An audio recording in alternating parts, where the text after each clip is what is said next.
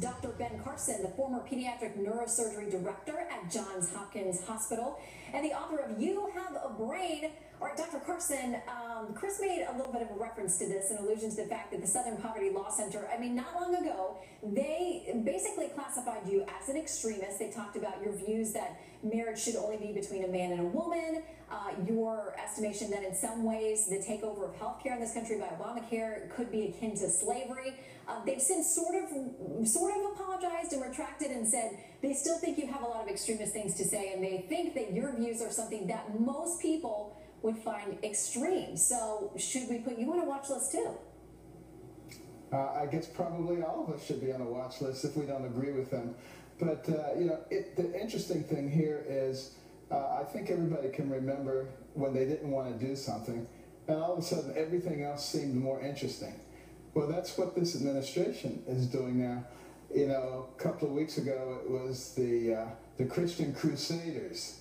Now it's the sovereign citizens, because they don't really want to deal with the radical Islamic terrorists. They don't want to do what they know needs to be done.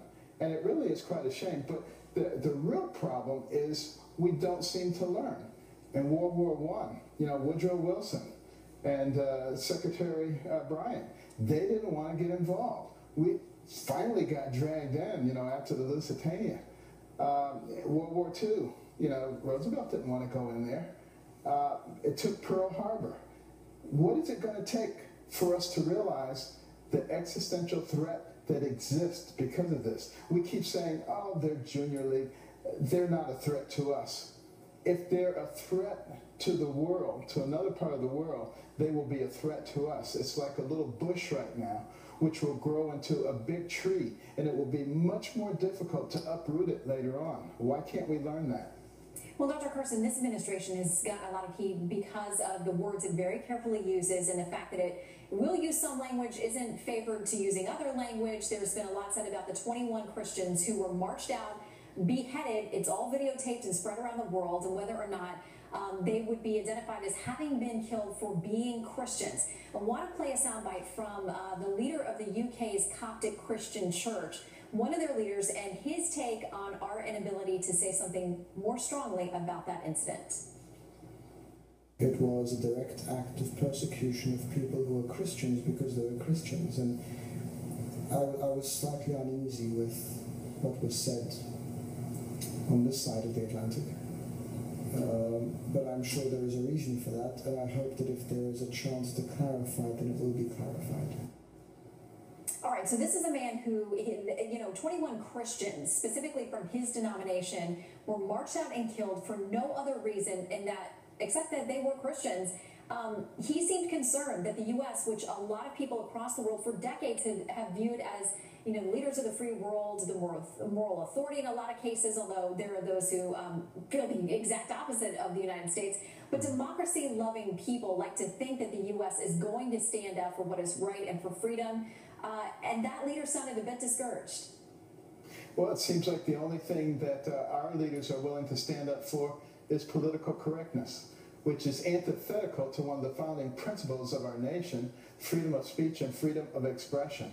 And what we, the people, are going to have to do is stop allowing that to control us.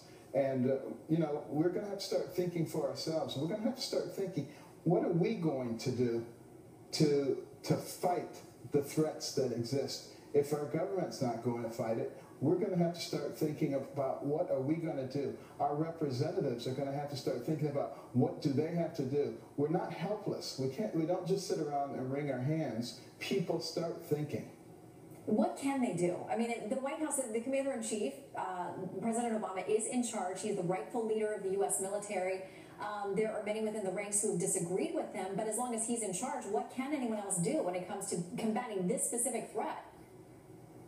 Well, I don't want to suggest what they do. I just want to suggest that they start thinking about it and start discussing it. It's sort of like the Patriots in the pre-revolutionary days. They didn't like what King George III was doing. They got together and they started talking about what kind of nation do you want to have and what can we do to make sure we get it. And they began to encourage each other. They began to come up with ideals. And that's how a ragtag bunch of militiamen defeated the most powerful empire on earth. We are Americans. We have a can-do attitude. We have to work together. We can do this.